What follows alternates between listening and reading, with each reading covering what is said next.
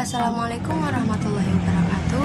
Saya Salwan Raja, asal sekolah SMP Negeri Cimande dari kelas 9D, absen 15. Di sini saya akan memberikan materi IPA bab 1 tentang sistem reproduksi pada manusia.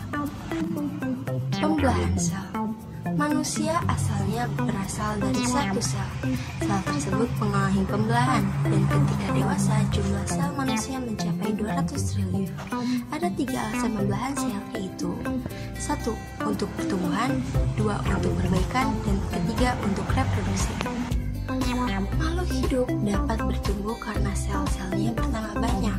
Semakin banyak sel dalam suatu makhluk hidup, maka semakin besar ukuran makhluk hidup itu. Ketika kita mengalami luka, sebenarnya terjadi kerusakan jaringan. Nah, perbaikan jaringan yang rusak pada tubuh kita adalah hasil dari pembelahan sel.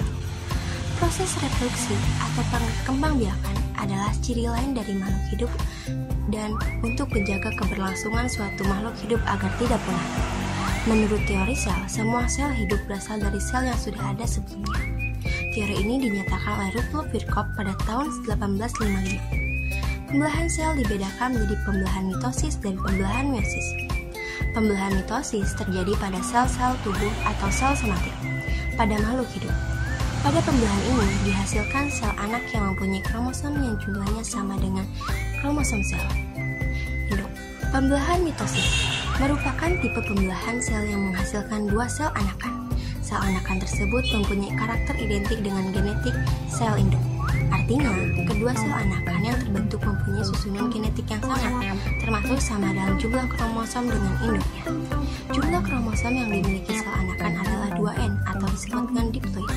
Sel diploid adalah sel-sel yang kromosomnya berpasangan. Pembelahan mitosis merupakan proses yang berkesinambungan yang terdiri atas 4 fase pembelahan, yaitu profase, metafase, anafase, dan telofase.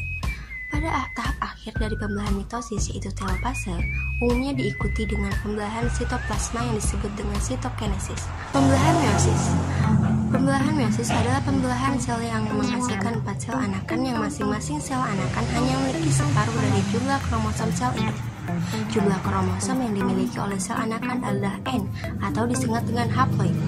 Meiosis juga disebut pembelahan reproduksi. Sekarang kita membahas pada organ reproduksi pada manusia. Yang pertama ada organ reproduksi pada pria. Alat reproduksi atau alat kelamin pada pria dapat dibedakan menjadi alat kelamin luar dan alat kelamin dalam.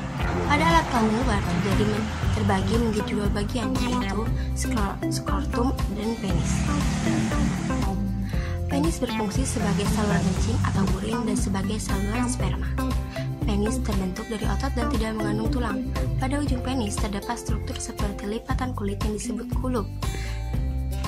Skrotum merupakan lipatan-lipatan kulit pada testis, sedangkan pada alat kelamin dalam terbagi menjadi 4, yaitu testis, saluran sperma, uretra, dan kelenjar reproduksi. Testis merupakan organ reproduksi yang berbentuk bulat telur berjumlah 2 buah dan terdapat dalam skrotum. Testis menghasilkan sperma atau sel kelamin jantan dan hormon testosteron. Sperma merupakan sel tunggal yang punya ekor dan kepala yang merupakan sel kelamin bagian anak laki-laki. Hormon testosteron adalah senyawa yang dapat merangsang perubahan fisik pada anak laki-laki, yaitu tumbuhnya jakun dan tumbuhnya rambut pada tempat tertentu seperti kumis. Saluran sperma atau epididymis merupakan saluran keluar sperma dari testis. Sperma akan bergerak menuju saluran berikutnya, yaitu Pandespermis. Uretra. Uretra merupakan saluran air tempat keluarnya air kencing atau urin. Selain fungsi sebagai keluar urin, uretra juga tempat terakhir keluarnya sperma.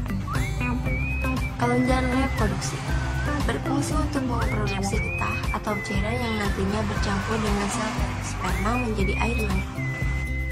Proses pembentukan sperma disebut spermatogenesis. Sekarang kita akan membahas organ reproduksi pada wanita. Alat reproduksi pada wanita dibagi menjadi 2, yaitu alat kelamin dalam dan alat kelamin luar. Alat kelamin luar pada wanita yaitu vulva, labium, dan saluran kelamin. Vulva adalah suatu celah paling luar dari alat kelamin wanita yang dibatasi oleh sepasang bibir. Labium adalah bibir yang ada pada alat kelamin wanita. Alat kelamin dalam pada wanita yaitu ovarium, rahim, dan vagina. Ovarium atau indung telur merupakan organ reproduksi wanita yang terletak di sebelah kiri dan kanan rongga perut bagian bawah. Di bagian dalam ovarium terdapat kumpulan sel yang disebut folikel. Proses pelepasan sel telur yang telah matang lepas ke ovarium disebut ovulasi.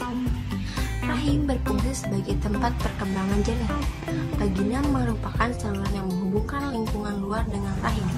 Vagina tersusun atas otot-otot yang elastis dilapisi selaput membran yang disebut selaput darah atau himen. Oogenesis merupakan proses pembentukan sel kelamin wanita, yaitu sel telur atau ovum, dan terjadi di dalam rongga organ yang disebut ovarium. Terima kasih telah menyimak video pembelajaran ini hingga selesai. Semoga bermanfaat untuk kita semua.